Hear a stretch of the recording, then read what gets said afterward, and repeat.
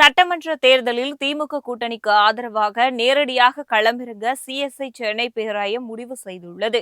சட்டமன்ற தேர்தலில் திமுகவுக்கு ஆதரவு தெரிவித்துள்ள சிஎஸ்ஐ சென்னை பேராயம், சென்னை, ராணிப்பேட்டை, கடலூர் உள்ளிட்ட பேராய மாவட்டங்களில் உள்ள 45 தொகுதிகளில் இதற்கான பிரச்சார பணிகளை முன்னெடுக்கவும் திட்டமிட்டுள்ளது.